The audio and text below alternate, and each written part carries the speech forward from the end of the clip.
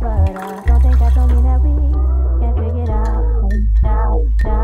Look, welcome to the show. But how's everybody's week, man? Excellent. I'm so happy to see these people once again. Yes. These people. Yeah. These people. Like, me and Dondre ain't linked them since last month. Haven't seen you in like 2 months, perhaps. Mm-hmm. So it's been a while. It's nice. That's good. That's good. But yeah, Desmond is he's negotiating his contract. You know how it is. He want more guaranteed money. You know, He ain't gonna get it. Yeah, it's crazy. But you know, negotiations still going on. You know, sign an extension. You know, it is what it is. But we're gonna get into the podcast. It's your boy Joshua Freeman. To my left, I got Mr. Bryan Carey, and of course, we got two special guests: the return of Mr. Dondre and Miss Leigh Anne. How's everybody? You guys doing all right? But are you really about to grab? Bro, I'm not about to grab unless you want me to. Wait, what is that for though? I'm trying to think like what is that journal because I like this. It's my little bullet journal, man. Okay. You know what I'm saying? Dondre's more organized than you are. Bullet journal. I'm not. That's awesome. You think so? No, I know. Interesting. I'm not. No, you are. You're not. You guys are both You hyper are. efficient. Do you know how exactly how organized I am? I do. Okay. That's how I know I how feel like organized he it's is. big to say he's more organized. He is than me. I'm very just saying. organized. He is. Can I just be I hope as so. organized as him? Okay, you guys could be equals. I don't Okay, upset I was like- anybody. On the downside of my brother, you know? But yeah, the first topic we're going to get into today is the Sudan Crisis. I know everybody's been basically, hopefully, keeping up with it on television and everything, and in the newspaper and everything. Sedan, I got one of those in the driveway. So Well, when you you made that initially joke? said that, I thought you were talking about the car. You thought something was going on with I have to you. reconsider who I have on here. About the best and brightest. You thought there was a recall going on with the cars? Airbags are just out of control. Yes, I was like, what? Okay. Well, honestly, I didn't really hear about it at first. So when yeah. Oh, so I guess you didn't hear about like people are changing their profile. You never seen people changing their profile blue and everything? No. The blue profile pictures? You never noticed that? Oh, but yeah, it's like I don't have any people on my feed doing that. Now So that you you guys don't? mention it, yeah. I thought it was an error because it was the same day that IG I had went down. You remember that? No. That's when I first started seeing people's I didn't know pictures IG went down. turn blue. Yeah. Yeah. And people was complaining and bitching about it on Twitter. But Go to the next social media to do that. yeah. So yeah, like I said, I thought it was a glitch or a bug or something like that. But then I started seeing more prevalent, and then I think we had a discussion about it, perhaps, or somebody else. Anyhow, so that's how it became apparent to me what's going on. Oh, okay. But yeah, the profile pictures basically they're basically protesters being with the people in Sudan. Basically, that's what the profile is, just a protest. If you call it a protest. Yeah, we are going to get into a little bit into that. But since we're here, we might as well get into it right now. How do you think how impactful that will be to the actual crisis? If you think it would be impactful at all, basically, what do you guys think? The changing of the pictures to blue. Yeah. To be symbolic, to raise awareness. I'm not going to be ignorant and say that it's nothing, because it definitely put it on my radar. For example, like I'm pretty world conscious. I know what's going on around the planet for the most part, and it put something else on my radar that I was previously unaware about in this current given time. So it served that purpose, but in terms of actually contributing and finding a solution, not so much. So you don't think raising awareness is enough? No. You can be aware of something and not fix it. Yeah, true. But I always felt that like people, I feel social media does a good positive in this aspect of making people aware though, because without social media people wouldn't be aware honestly, because people don't even watch the news. No. Don't keep up with things. It's a good first step. Yeah, It's a It's not the place to solve anything. Yeah, I'm just saying awareness To is the first step. educate people. Yeah, sure. I'm going to tweet my draft of this new piece of legislation to propose some aid for Sudan. Depends on who you are. You? Yeah, because not. But like a Rihanna? Yeah, but then again, politics and Twitter kind of go hand in hand these days, don't they? And ask the president. That's what I was getting at. Yeah. Kind of. Depends on their audience, on who's actually looking at it So what are you guys' thoughts on Twitter. No, well, sure, whatever. Just social media in general. no, the changing of the pictures to raise awareness. Do you feel it was effective? You didn't even notice it. Yeah, she didn't even notice about it, so she just It depends on your circle, but those who did notice, like if you have like celebrities and whatnot using their celebrity platform to then change their picture and maybe ask people to start being aware of that, that's a few hundreds of thousands of people that are looking, and some of that group of people is going to say, oh, this is an issue, maybe we should take action for this.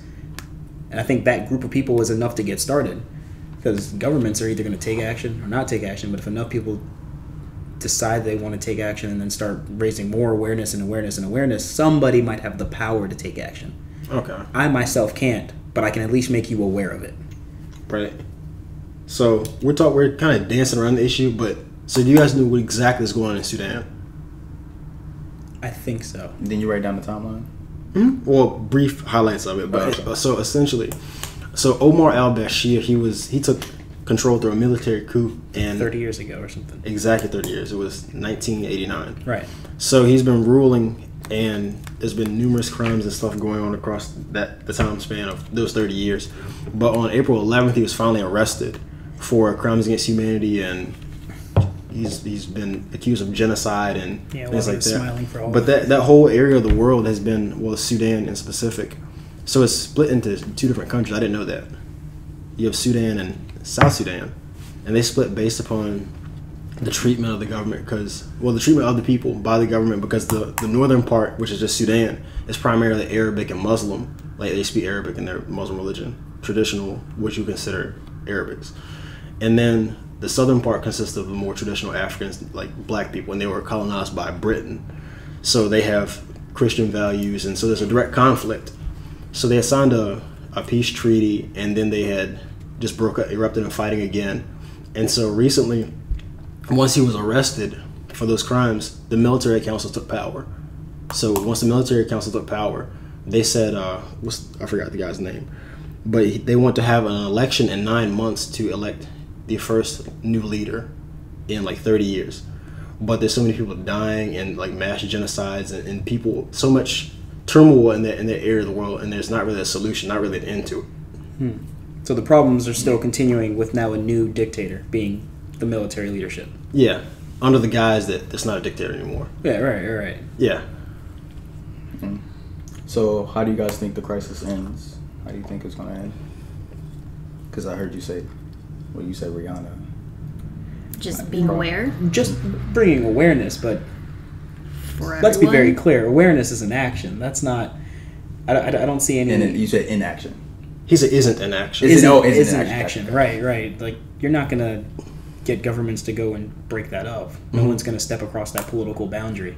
It's just kind of like a your problem thing, especially being a dark-skinned country. In Africa, yeah. Yeah. There's typically less support in those kind of things, unless you count mission trips. So you don't see it ending with anybody's help? With anybody's help? Well, that's the thing. There is. So the president... So it's like United States help. Oh, no. But you gotta think about it. I don't know. I can't... excuse me. That was a premature answer to the question. I forget that. To end that, and then you have to end all like the famine and like everyone that's been living there, and they're kind of traumatized by all of this like war and everything. Yeah. But like, what do you mean end? Like, just like nothing, or just stop war, peace, and some type of peace, any type of peace where people are not getting killed and being thrown into the Nile River, basically. I think it depends on the power structure, because you don't stop 30 years of dictatorship. It's deeper than that, man. Because remember how I told you how the colonization? That's what I'm saying. By two separate parties. It's part of the power structure. Yeah. All that's been ingrained in the societal norms of this is how we live our life now. Generation after generation now, it's going to be like just flooded towards like, okay, yeah, that's what happened a long time ago. It's stuck in my head. Mm-hmm. Not just in your head, just it's in your actions. It's how you live every single day. Right. People are just used to it, and they might not even at this point think that they're in war. Like, maybe people might not think that there's something wrong. That's just their normal or something. It could be that deep. So you brought up an interesting point about the aid, foreign aid. So as you know, in times like this, we have refugees, you have people fleeing the country, right? Mm-hmm. So al-Bashir, what he had did was he put people at the borders of Africa to catch the people who were trying to flee, and they were going into Europe. And so what was going on was the people in Europe, they were getting overrun with refugees. Well, it was starting to become, I guess, problematic. And so what he did was he said if the European Union didn't back them or start providing finances to help them do that, then they would stop prohibiting people from crossing over. So it would have been a flood of refugees. So the European Union, they started giving them money. I had to do some digging for that. What a deal. And this guy, like al-Bashir, he's not from an educated background, but the way he was able to manipulate himself to power is really, it's astonishing for someone with like very little education, because people like to downplay people and their intelligence based upon completing degrees and going to classes and stuff like that. But this guy, he took over a country. He's lived life. Yeah. The same thing that controls a child's mind is generally the same thing that controls an adult, and based off of whatever they're motivated to achieve, not achieve. Moving a impoverished country into action has been done multiple times in history. You'll do what you got to do, basically, based off your experience. And while we're talking in what ifs, I think it'd be a curious idea to see whoever gets put into power. What if it's worse? And at that point, do they go back and say, well, now that we have this different leadership, I think the dictator was good. Like, it was better than times were now. That's typically what happens. Speaking hypothetical, but people normally go back to, wow, this is... Because it's not going to be just a quick, like, everybody's happy now. We're all living a good life. We all have money to buy bread and all that stuff. Like, it's not going to go that way. And the immediate reaction is, well, at least when we were under this dictatorship, we had X, Y, and Z. We knew what was going to happen and whatnot, so... In the realm of hypotheticals. Kind of like the Israelites, right? Actually, I think exactly like when that. they fled out of Egypt and at least we were slaves, we had X, Y, Z. At least we knew what we was getting. Yeah. Yeah, man, but we brought you here to live that better life, so. Yeah, I don't think it's going to be short-lived as far as the whole crisis in general. I feel it's definitely going to last, but how it will end, though, I'm not completely sure. Will it end? Yeah, will it end? It might be, like I said, like they're normal to them. But on the outside, everyone's just like, this is a really like scary thing that's happening to people. But if you're actually in there, do you really know what's happening? Because, they don't show everything on social media. They don't show everything because everything's filtered when you're... Well, they really can't. Yeah. You can, but there's ways. It'll get taken down quick. No, yeah. I'm saying like the people that are there living it, you can see some of it, but to get like a first-hand view, a lot of that stuff, like, it's just too dangerous. That, and it's kind of biased, like on the news when you hear about it or something like that. But I mean, like I seen videos where it looked like it was like a first-hand look where someone was just like recording. But is that true, or can't really trust the internet? Yeah, I gotcha.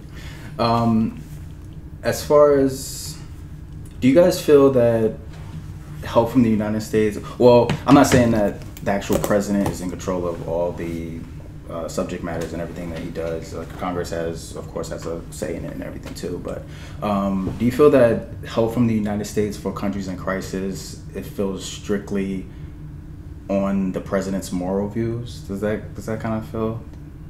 I kind of feel that has. I hate to as much as easy as it would be for me to just place the burden on him, the sole burden alone.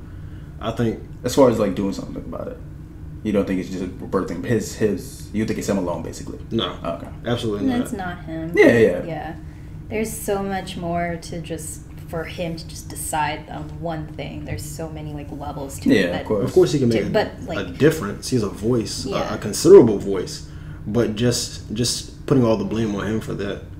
Yeah, nobody's putting blame. It just seems like not even just the actual president, like any president, like the office. Yeah, the office basically. It just seems like of any country. Yeah, of any country in crisis, because we are the top dog basically. We are supposed to be the best country out there. We're supposed to give aid because we have really like the richest country out there supposed to be. So I just feel like, is it morally? Like, is it morally on the president? I was just looking at it that way though. But I got you. Is there anything else that you want to include as far as the crisis? Nah, I mean, would you change your profile picture blue? No. Can I ask a question? Yeah. I was curious to know your opinion on how do you think something like this would affect our first world bubble.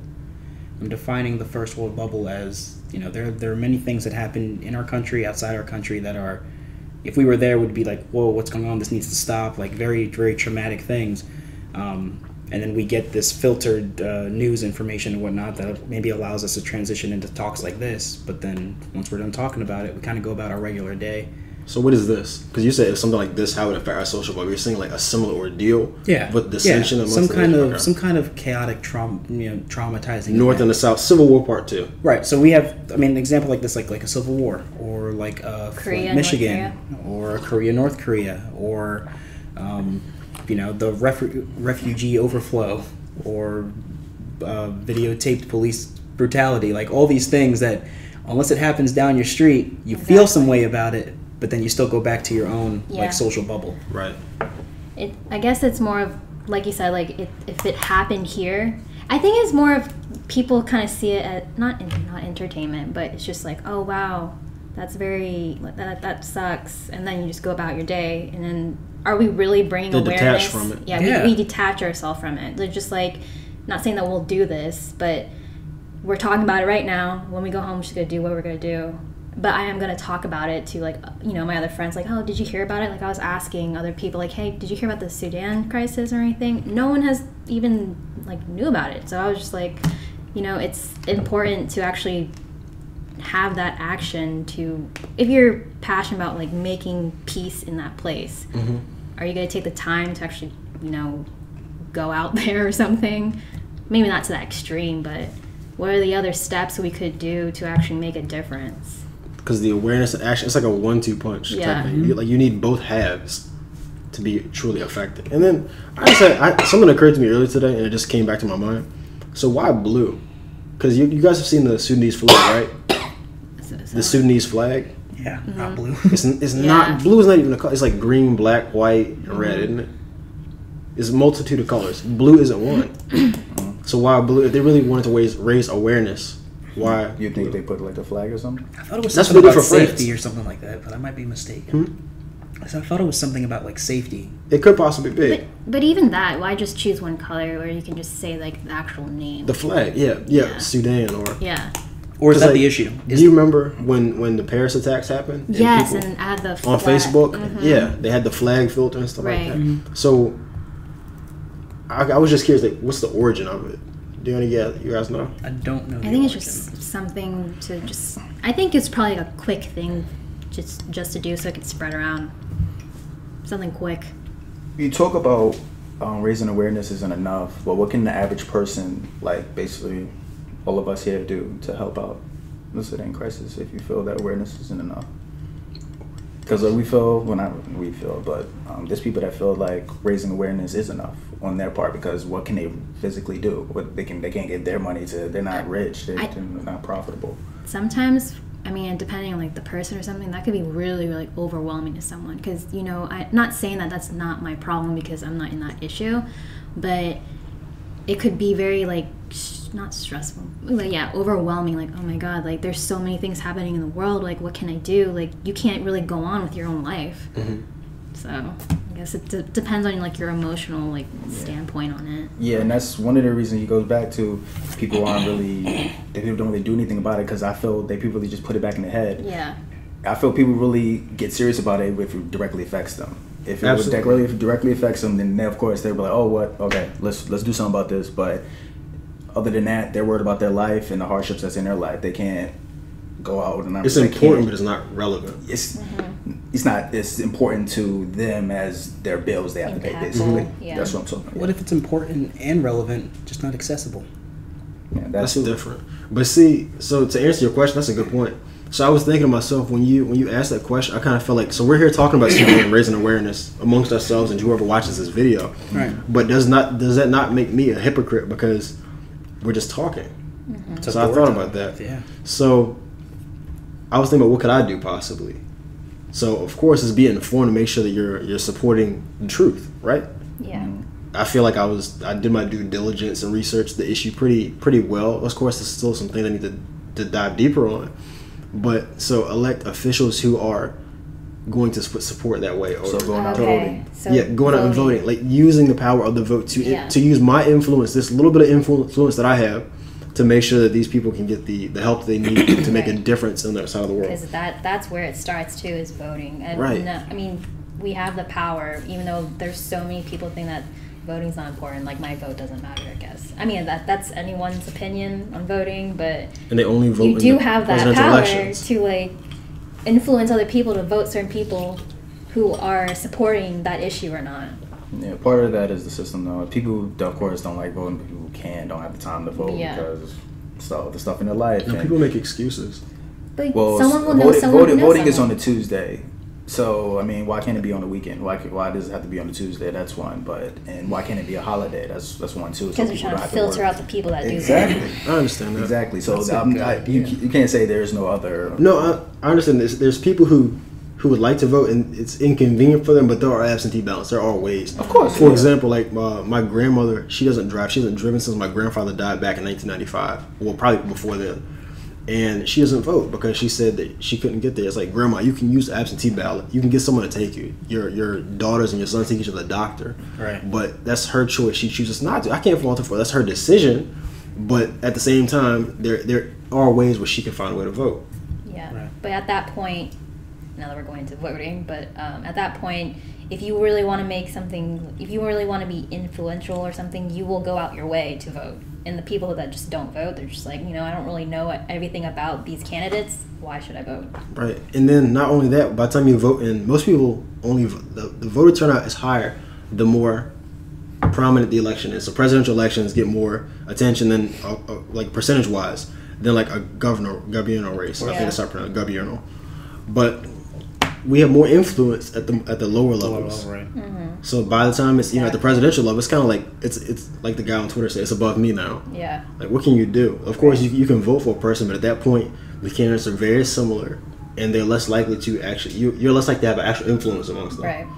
The color has come to represent the crisis after the death of activist Mohammed Matar, whose favorite color was blue. The 26-year-old engineer was fatally shot during the June 3rd crackdown on a pro-democracy protest camp in a square in front of the military headquarters. See, then that tells a lot just by looking it up or just by knowing. But people wouldn't know so straight off the bat, what does the blue mean? And I didn't look it up because I was thinking about while I was driving. Of Yeah. course. So Even if it didn't have excuse any, my ignorance. Of course, but even if it didn't have some asked the question, significant meaning, blue is pretty. It made you think, right? Mm-hmm. And if you weren't driving, you probably would have looked it up. I think the ambiguity is enough for you to be like, "What does this mean?" And now you're aware of a topic that you looked up yourself.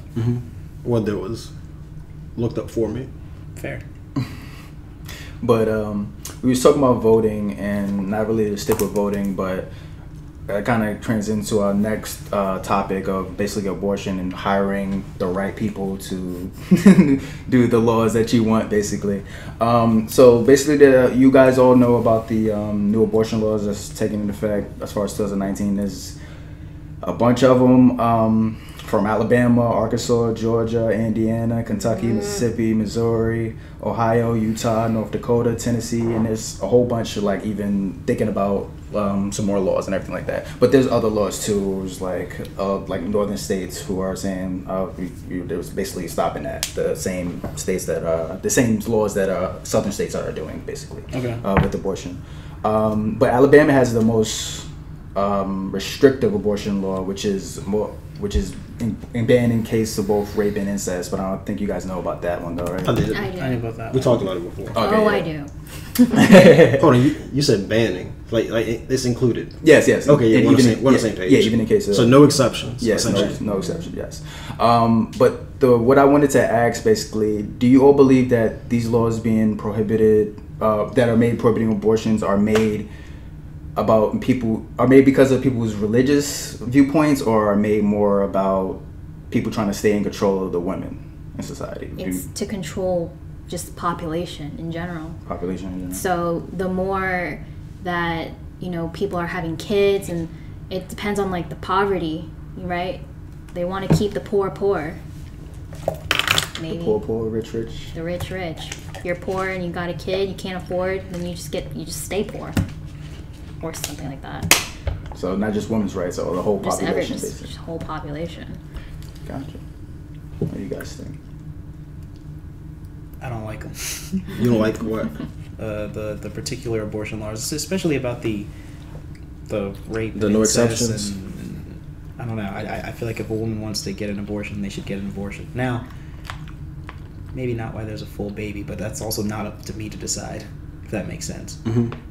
But plus, a woman has to, I don't know, it's a crazy idea, but give birth to a child. So they kind of have to go through that anyway, and they could die from that. Mm-hmm. What do you need money for that And then type of things. you need money to pay for the birth that you didn't want to have from the person who did something to you. Like, Exactly. Yeah, in the case of a rape. In Right. the case of a rapist. Yeah, which happens. AKA, they want to keep the population, the people, poor because they don't have the money to afford all these medications, everything that you need to take care of a kid. You just stay in your little, zone where you are without any help because they're not going to abide by that because there's a law for it now. And then the argument is what? If you just have the kid anyway, just keep the kid alive and then give it up for adoption, and then these kids aren't You getting see how put the up. foster system is. Right, they're getting put in a foster system where you either have people who maybe care about you but can't do much because they're trying to care about multiple other kids at once, or don't care about you but take that check whenever they get it. Then these kids come up with psychological issues. Not that they're crazy, but they're like, yo, why am I adopted or not adopted, or why was I given up, or The feeling of being unwanted. yeah, and you're just causing all these. Not to say a life shouldn't be had, but there's more to think about than just do it. Unless you're going to be the one to take in every single one of these kids. It's a very complex issue. Right. But did you answer the question though? Do you believe it's more about their religious views than making the laws, or do you believe it's more about them controlling women's rights, or how she said? I don't know if it has to be binary. I think it could be a little bit of both. I think it's women's rights as well because look Of who course. created these. Well, I'm not saying all of them. I'm not sure everyone who created that law, but there are men that created this law. Yeah. And there's a lot of feminist groups and all those things. They just want to stir them up and have all these raging women just like why just asking the question why. Josh, I'm curious to what you have to say.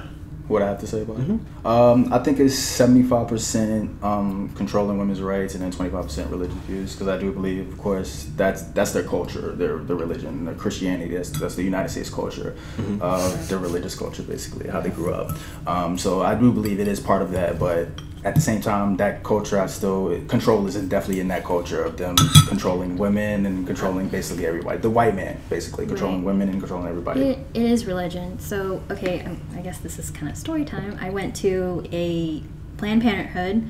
I have a cross in my car. I had someone, sometimes in Planned Parenthood they have, protests and stuff. And this lady went up to me and she approached me. She said, I know that you're Catholic because you have a cross on and you're Filipino. You're Catholic. Why are you here? She just ran her mouth, and I just ignored her, did what I have to do. But it is about, you don't need to come up to me and talk about my religion or how I want to praise, the Lord and all those things. Well, sure, yeah. I have a cross, but, it's... She assumed that she was a Catholic. Yeah. She just said that. And it's just things like that. Like you're Christian, cool, and you're having all of these thoughts where you're like, oh, you're gonna get an abortion. Like, no. I'm like, no, I'm not getting an abortion. You don't even know why I'm here. It's just small things like that. Now you have what? Go ahead, sorry. Now you have this whole law where it kind of gives people who agree with that just a pat on their own shoulder. And think it's okay to say this as it type should of be. things. Exactly. Yeah. What you think? So I thought about this question in a backwards way. So the conclusion was, I hear a lot of people saying that it was about controlling women's bodies. So to me, that notion just sounded absurd. So I wanted to find out, was that the truth? So of course I had my hypothesis about it, but I wanted to hear both sides of the argument. And in doing so, I came across this guy. Well, I've heard about him before, but this particular speech or interview he was giving, a guy named Noam Chomsky. You guys familiar with him? Fred actually told me about him, introduced me to him. What is it? Noam Chomsky.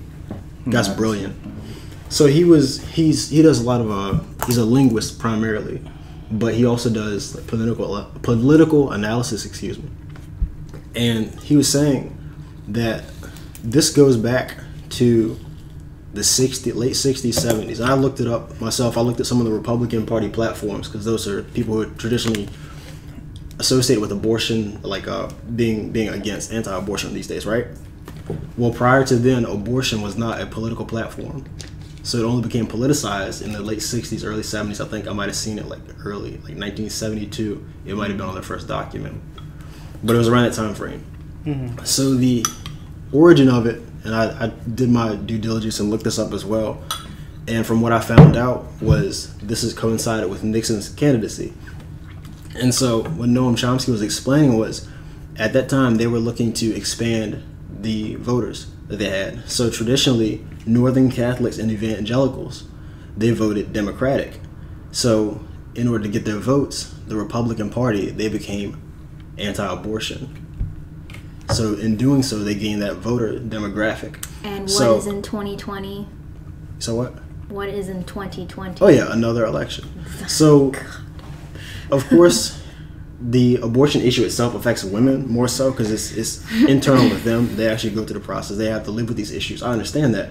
But just to say that the abortion issue itself by like these absurd laws, which are absolutely like ridiculous. Mm-hmm. No one in their right mind could agree to them. But to say that it boils down to controlling women's bodies, I feel like that's fixing the symptom or diagnosing the symptom and leaving the issue to be at rest. So it's part of a more complex issue. Like you said, 75-25. Mm-hmm. I think it's by a larger margin in the reverse way. Oh, I think it's more religious. Absolutely, because religious standpoints and their beliefs, their umbrella terms. There's a multitude of things underneath of them. And if you can appeal to a certain demographic by what they believe in, you can get them to vote for you. Whether or not you actually intend on doing that. So another thing he was explaining was the idea of... But before you go into that, you said a more wider margin. Do you have a percentage as far as... A percentage? How much religious reviews does it impact? Religious standpoint, you gotta think our country, we're rooted in religion. We spoke about that maybe last episode or episode before about how deep religion runs through our country. Yeah. And whether Christian religion and specifically. So but these are the same people who these same politicians are easy to switch up their views just to win a race though. Yeah. So I feel but do you really feel that the religious views is that much of a differential from them trying to control people? Actually, it is.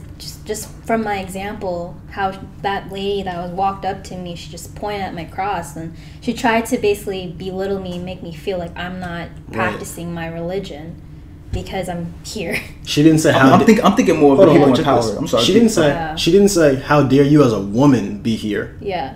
She said she chose on the basis of her religion. So in that example, that was a perfect demonstration. Yeah. And then I looked at, so I was curious because obviously they're targeting Catholics in that demographic for elections. I was thinking, how significant could that voter base be? And so I looked at it. I think in 2017, 70% of people in the United States identified as Christian. That's a tremendous amount of the vote. A tremendous amount of the vote. So why would you not think that religion played a large part in why people do these things, into when people already get votes? That's true. I think that's the most prominent issue. The religion. Religion is powerful. People swear by it. The church. Live for it and die for it. Yeah, but I understand what you're coming from, and I do agree with that. But I was just basically talking about like more people in power. Of course, the lady, she's going to go religious aspect because she's not controlling anyone. She was a white woman. She was a white woman. She had not that much power as a white man, so she wasn't controlling anything. That's how it scales. Like that's at the smallest scale. And look at like just that one lady. Imagine like the people in power. Yeah, how much of an influence that... Yeah, I'm not saying religion has nothing to do with it. I understand. I understand where you guys come from, though. But yeah, I just like I was just looking at it more about people in power, basically. Yeah. But that just tells you, basically, just off that one small person, where did she get those views from? Someone that she, like, has probably a role model of, like, one of the people in candidates or people in power. Right. Yeah, but The way I arrived at my conclusion was I asked the question of why. So I looked at both sides. So why would they want to make a choice based upon religion, right? And then I also asked myself, why would they make a choice to control women's bodies? So I was hard pressed to think of people sitting around in a room saying that we want to control women's bodies. That's a component of the end goal. That's something that is under the umbrella of expanding and projecting your ideology to other people. But that's not the primary focus. They can use anything just to go, again, just to appeal to the people. Yeah. Basically. Like, race. If these Christians, the 70%, if they were all pro-choice, right? Be much different. okay. Do you guys feel that things would be different? Like these laws wouldn't even take effect if Hillary Clinton was president instead of Donald Trump? That would be a... What difference would she make? That's what I was thinking. She could. Are you saying because she was the first woman president, or her political stance? Yeah, because her political stance could be right to choice. So you're like, well, wait a minute, because there was judges that actually blocked those laws in states, though. So she could actually say something about it. So I was thinking, do you think it would be different? If you probably don't think it would be different, though. So that or wishful thinking, just because she's, you know. I would like to think so, because she's an actual politician who understands the impact, whether it's done for the right reason. But she's a little bit, I'd like to believe she'd be a little bit more inclined to pay attention to issues like that, and okay, that would have been kind of a contradiction, because I was going to say to avert injustice, but yeah, I kind of had to stop myself there. But I think she'd be more inclined to act on that basis of the judges that are fighting against those issues, and then these ridiculous laws being made. I don't know how, like, the president could override states' laws or what their jurisdiction is like, but I like to think she would have done something a little differently. I think she would have made a stand. She would have made her position known, but whether something would have happened, I don't know if something would have happened to stop it. And I just want to be really clear, I'm not endorsing Hillary either. Because a lot of people, they'll assume that just because you don't like one thing, you're for the other. You don't like chocolate, you like vanilla. I like strawberry. Simple as that. Yeah, I was so passionate about that. So you're independent and you like the... I'm not even saying that. I'm not for a party. I like the ideas and what they stand for. And if somebody's ideas... Party. Brian's going to vote for it. Overall, it's just unknown 2020. because it's just unknown. Like, I'm not sure how to answer that, just because I'm not that well educated what Hillary did, you know. Well, look at how often she flip-flopped her issues, especially on gay marriage. That was a big one that she caught shit for because of her stance, how drastically it changed from like the 90s to today. And then also the whole super predator thing, that term that the Clinton administration was famous for introducing. I know we spoke about that before. Devil's advocate would say, did she flip-flop or did she learn and grow and change her ideas and ideologies? That's a good question. They adjust as the culture adjusts. I know when I was younger, there was some stuff that I was saying that was not applicable for today, but I also know better now. And that's a valid point. Let me rephrase that. Know better is one thing, and you can still be a jerk and say whatever you want. But know better and actually believe it is another thing. Yeah. That's something we would never know unless we were like in their head. Yeah, you don't know how genuine a person is, because you can easily fool. We will never know. People are fooled every day. Because if she wasn't a political entity and just some random woman on the street, and she said whatever she said with her friends back in whatever year, and then changed her mind, people would have said, "Oh, okay, cool, you're learning. That's awesome. You're growing. You're doing whatever." But because you have that political chain around your ankle, it's kind of like you're not allowed that same opportunity for growth. Yeah. You're not allowed to grow. Once you say anything, especially recorded, that's it. Yeah. You must believe in that all the time. It just seems like Granted, you're trying to side with people. Devil's advocate to my devil's advocate, she could have just flip-flopped. But still, yeah, you gotta look at both sides. You do. But I'm sorry to go back to not controlling women aspect. I kind of feel you should give it a little bit more credit, because I was should just give what more? You should give the credit of them trying to control women's rights and everything more credit. Because I was just thinking one day about the whole presidential election that just passed, and the fact that they chose Donald Trump, the white man, instead of the white woman, and the white man basically was on videotape of not committing adulterous actually, but saying some foul stuff about women and everything like that. And the fact that they still picked the man over the woman because of some emails, I feel that's... Or various other reasons, but yeah, they chose him. Yeah, because lock her up and everything. I still feel that is a key to the American public's not necessarily ready or not really wanting a women's president, or don't trust the women's president at this point. You know, I'm not going to discount the fact that maybe they weren't ready, but I'm not also going to say that that was the sole reason either. And you said I should give it some more credit. Yeah, just some more credit about it, because I feel you're placing it all on religious views, and I'm not saying that religious views has nothing to do with it. I agree with you. I've gone to your side that religious views is a little bit more, but I still feel you should give it. Oh, so I've actually swayed you a little bit. Yeah, you actually swayed me. You got me. It's the first. Yeah. Episode 2. Episode 20. It only took 22 episodes. Check this. So it'd be easier to make that point if all men in the United States had voted for Donald Trump, right? His voter base did not consist of one sex. No, I'm saying it'd be very easy to draw that deduction if you were to say. But even then, I wouldn't. That would jump out to me, but I would still have to analyze the situation more, and it's not that clear. There's other situation like there on why people voted for him. Yeah, look at the different amounts of demographic diversity between us. Yeah. Like, we're around the same age, but we have different ethnic backgrounds. We have different percentages. Like, I could have more in common with her than either of you. We have so many layers to us that drive us apart and could sway us one way or the other. Gotcha. I might not care about racial issues, or you might not care about racial issues, but you sure care about the amount of money you're getting taxed. All right. So, is there anything else you guys want to talk about as far as this topic? No, I'm just so happy to see these people. Happy to see you too. Happy to be These here. are two of my favorite people on the planet. Really, on the planet? Yeah. That's kind I mean, you're one of them too, but I see you okay. more. I'm about to say. Okay. He's like, On the planet. Let me take you on my friends list. You one of the OGs. Like, we go way back. He's on the planet. Forever. Is it okay if I say like this? I don't know. Okay. Oh, I don't care. But yeah, we're gonna wrap up the show. What's up? Before we go, Desmond usually does this, the album of the week. Oh, you want to do it? I haven't heard it yet, but I just want everyone to check this out. So Chris Brown, Indigo, just came out today. I was just made aware of it. You heard it was good? I did. Okay. So I'll be listening to that, I guess, later tonight. You better talk about the track list now, because they're going to be interested. The track list? Yeah. I heard he has more tracks on there than there are countries in the European Union. Or is it the it's a lot of tracks. What an odd fact. I think it's No, it was a joke that one of my coworkers made. Oh, okay. I was gonna say it's not. It wasn't a fact. I don't know. Probably is. It wasn't a factual fact. Yeah, but it was a joke one of my coworkers Right. made. Yeah. Oh, okay.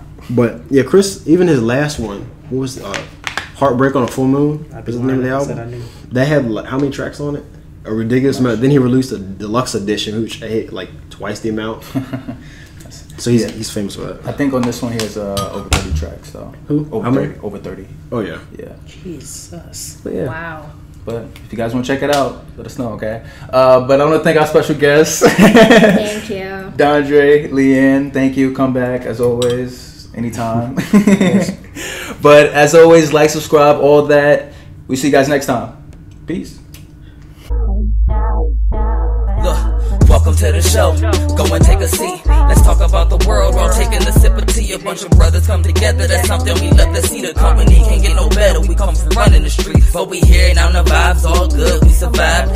We gon' try and show the world inside the minds of some visionary brothers. We only got each other. We don't support each other. Ain't nobody gonna love us. We can talk about the violence, the silence, the Mayans, the stake that the minds and the science, defiance, living and dying and laughing and crying, pure bliss and heartache and quitting and trying. That's real from the heart, truth in the heart. So come up in the future, we just gotta play our part. Can we handle that? Let them tear us apart. Infusion breakdown show. Go and talk about your thought. Every